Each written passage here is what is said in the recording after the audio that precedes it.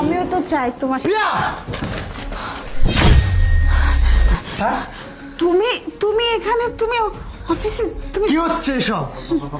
মানে কাজের ছেলের সাথে কি হচ্ছে? না মানে বিশ্বাস করে তেমন কিছু না, ও মানে তেমন কিছু না মানে? হ্যাঁ, তোমার গালে এইভাবে এইভাবে মাথার মানে ওর মাথা তোমার বুকে, কি এসব? না না বিশ্বাস তুমি এই নয়ন, চুপ কর। হ্যাঁ, আমার মাকে সিঁড়ি থেকে ধাক্কা দিয়ে ফেলে দিয়েছিস তাই না?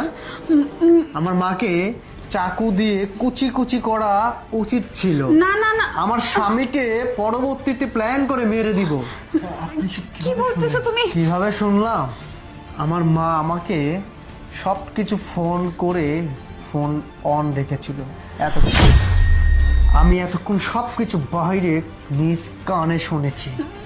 আর হ্যাঁ, আমি যখন তোমার কাছ থেকে বিদায় নিচ্ছিলাম তখন আমার মা একটা চিরকুট আমাকে দেখিয়েছিল যে তোর বউ পরকিয়া করে।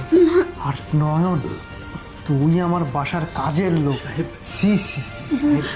তোকে ছোটবেলায় তোর বাবা মারা গেছে, তোর মা আমার কাছে রেখে তোর মাও দুদিনের মধ্যে মারা যায়। তোকে আমি নিজের সন্তানের মতো মানুষ করেছি, আর তুই কিনা আমার বউয়ের সাথে পরকীয়া লিপ্ত হয়েছিস। না না হ্যাঁ, শোনো, আরিফের কথা ভুল হচ্ছে, এরকম কোনো কিছু একদম ভুল বুঝতেছো। ও জাস্ট কাজের লোক, কাজের লোক, ওর সাথে আমার কোনো সম্পর্ক নেই। তুমি কোনো সম্পর্ক নেই না? ওর সাথে তোমার কোনো সম্পর্ক যদি নাই থাকবে তাহলে কেন প্ল্যান করে আমার মাকে সিঁড়ি থেকে ফেলে দিয়েছো? আর আমার মাকে কেন কুচি কুচি করে কাটতে চাচ্ছ? আমার সমস্ত দলিলপত্র হাতাচ্ছ কেন? হ্যাঁ, কোথায় রেখেছে টাকা পয়সা, কোথায় ব্যাংক ব্যালেন্স, সব কিছুর খোঁজ নিচ্ছ।